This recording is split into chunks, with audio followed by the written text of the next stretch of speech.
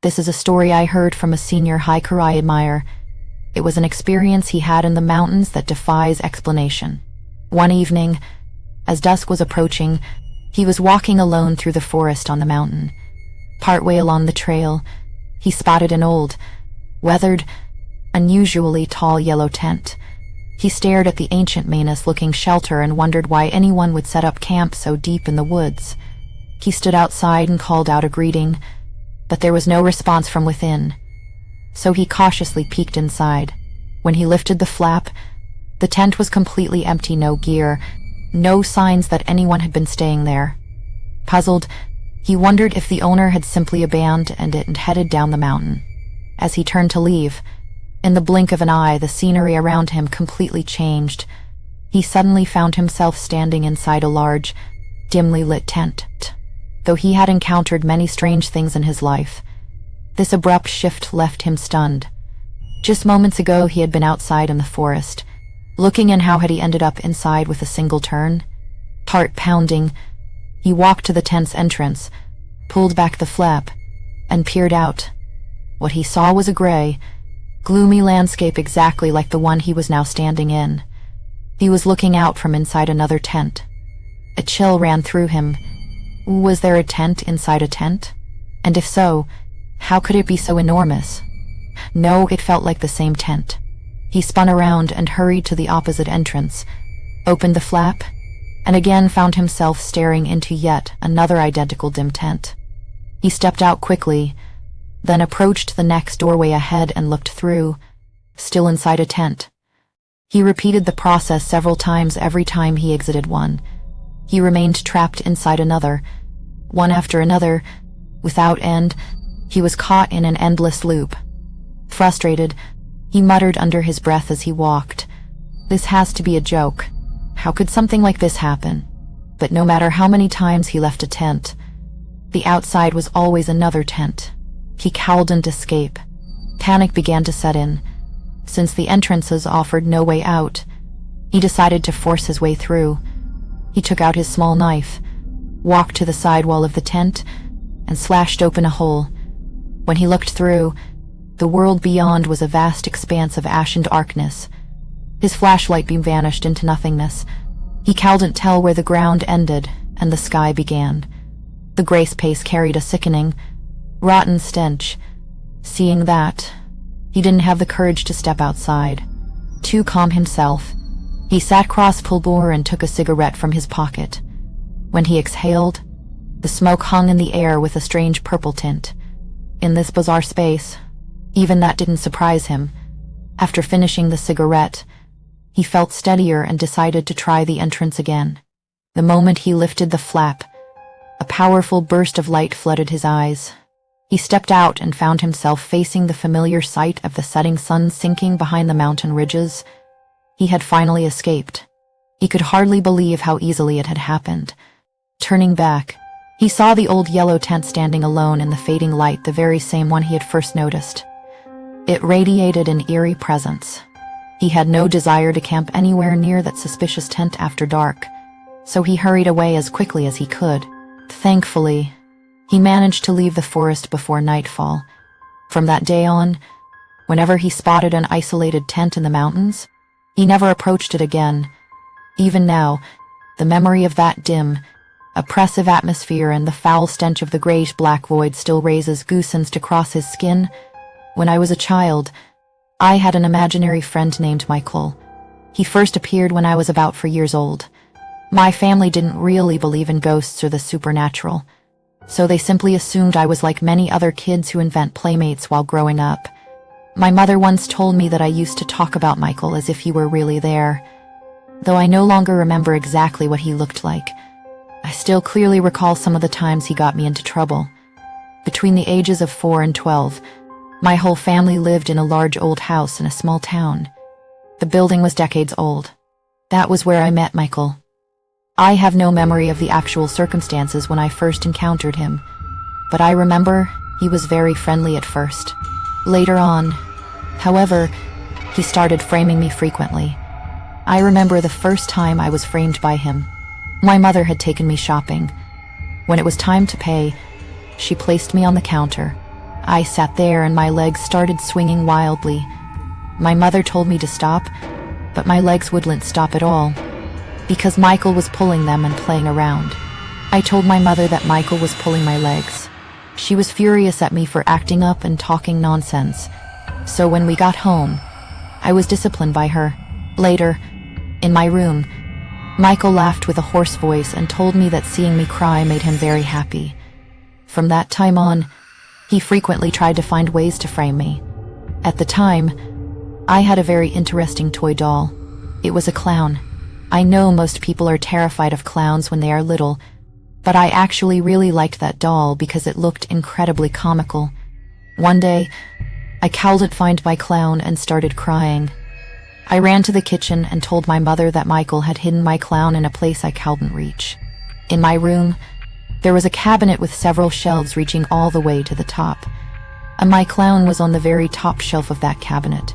After hearing what I said, my mother went to my room and opened the cabinet. Sure enough, my clown was on the top shelf. She found it unbelievable because, given my heightened age at the time, it was a place I absolutely could not reach. My mother curiously asked me how I managed to put the doll up there. I told her that Michael did it.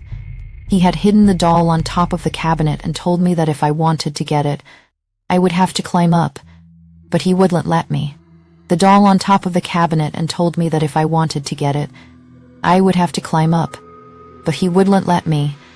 He did it on purpose, making sure I couldn't get it easily because he wanted to see me fall from a high place.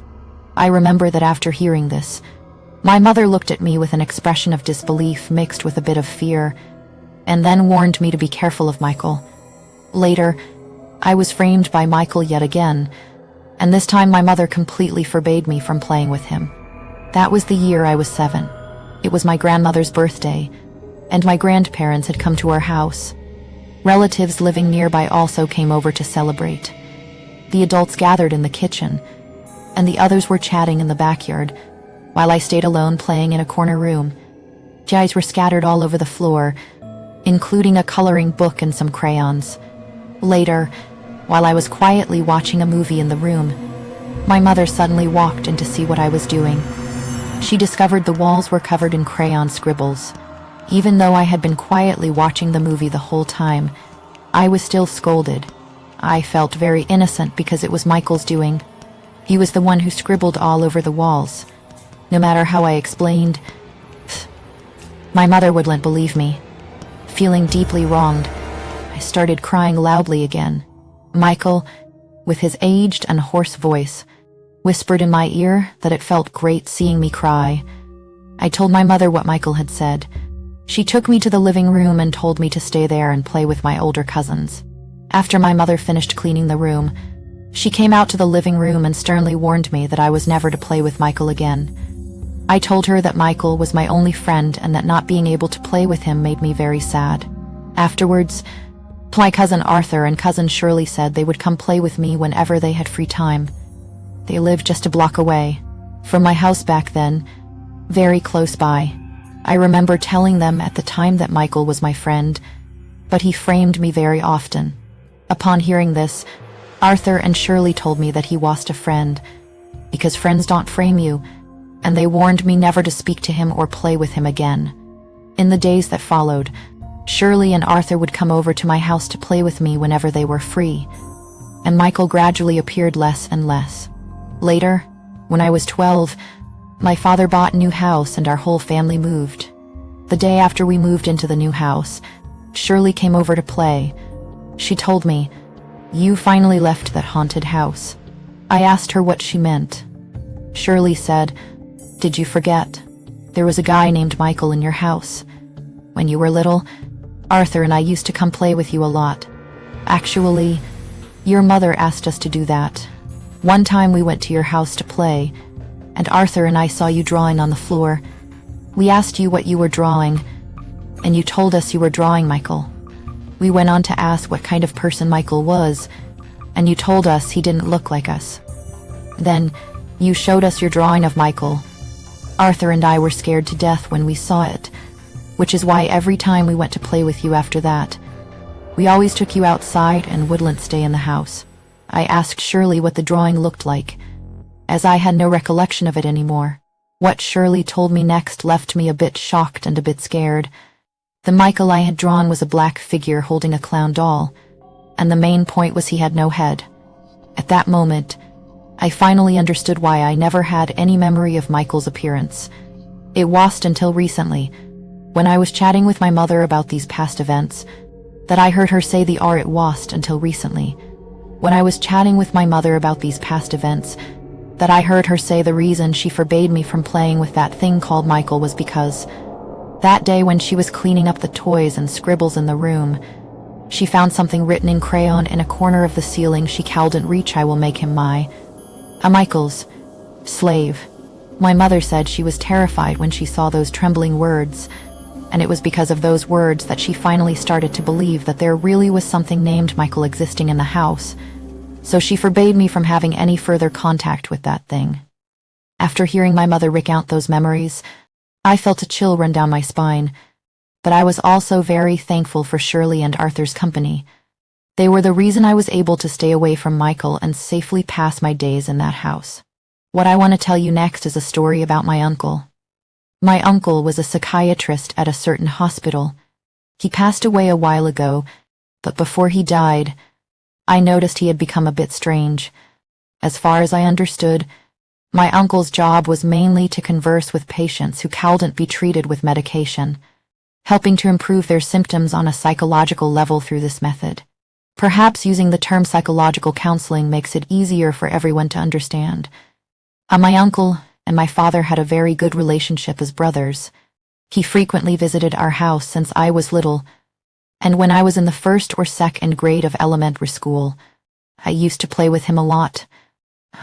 Maybe because he made a lot of money as a doctor.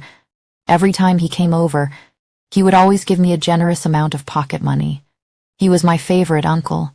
I remember the last time I saw him. It happened 4 years ago.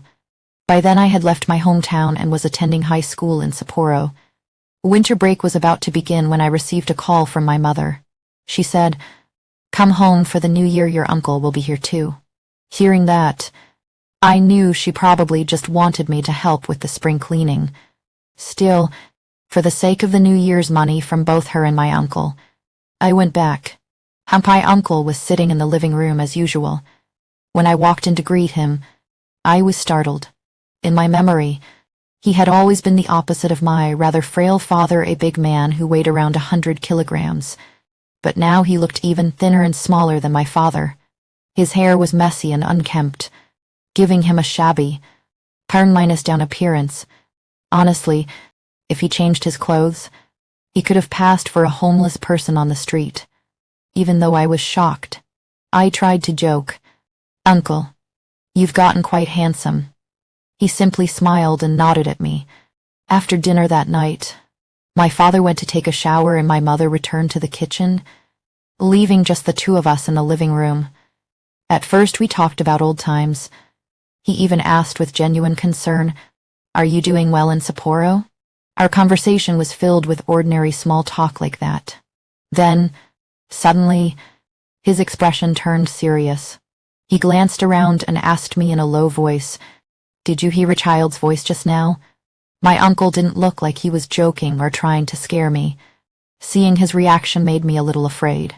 I shook my head and told him I hadn't heard anything. His face filled with sorrow as he said, "Is that so?" I knew it. I asked him, "Have you been hearing things lately?" My uncle replied, "Me? These past few days I've been hearing strange voices no matter where I am, children's voices, giving me all sorts of orders." Hearing this, I wondered if my uncle was facing some kind of problem. As I mentioned earlier, I knew he worked as a psychiatrist in a hospital, but it wasn't really a hospital in the usual sense. It was more like an isolation facility for severe psychiatric patients. The place was built deep in the mountains, and every window was fitted with iron bars. The news had even reported once that a patient had escaped. Maybe some of you saw it on TV. So the work of psychological counseling there was extremely dangerous and exhausting. If you were a very earnest person and listened too intently to the patients or got too emotionally invested, you could easily be influenced by them and start developing problems yourself. It was very common. My uncle went on, I had a female colleague who hanged herself at home. Before she did it, she had been acting strangely. At work she would suddenly scream in terror that she could see sound waves piercing straight into her brain. He told me many other stories too, but that one phrase about sound waves piercing into her brain was the only thing that left a particularly deep impression and stayed with me. After he finished, he smiled dearly and said, "Maybe it's my turn now. Just about done." Then he suddenly grabbed an orange from the table. The next day, my uncle left before the whole family had even woken up. He didn't take anything with him and didn't bother folding the futon, as if he were fleeing from something. My mother told me that after that, they could no longer reach him. No matter how many times they called, he never answered again. About 2 months later, my uncle died in an accident. He drove his car straight into the central median and succumbed to his severe injuries. At the funeral, a relative pulled me aside and whispered that it might not have been an accident. According to witnesses, his car had been traveling normally on a dry, straight road with no ice or obstacles. Then, without warning, he suddenly floored the accelerator and slammed headlong into the barrier. If my uncle really had taken his own life, perhaps that last visit had been his way of saying goodbye to my parents one final time before he left. The uncle ended his life just before he completely broke down and became an invalid. As a mental health professional, he must have known when he was about to lose control completely, right? At least, that's what I tell myself. Later, after the funeral, on the drive home, my father suddenly spoke up in the car. "By the way, there's something that's been bothering me a lot. It was the night before the accident. I got a voicemail from my older brother in the middle of the night. The moment I started listening, I felt sick and cut it off. That hospital, it probably houses children, doesn't it?" According to my father, Tinuncle's voice sounded heavily intoxicated. He was shouting into the message. "The sound waves have pierced into my brain. I'm being commanded, and faintly, in the background behind his voice, several childish voices could be heard repeating, "Go die, go die." My father's face turned grave as he said, "He died just like that. I believe everything your uncle told you back then was true." At the time, my father had also heard those children's voices in the voicemail, so I was terrified that the same sound waves would pierce into his brain, just as my uncle had described. But it seems my father was never affected. To this day he remains healthy and full of life, living cheerfully. Since my uncle passed, I often find myself thinking about him. I keep wondering what kind of life he was enduring back then, and what exactly was happening with those so minus called sound waves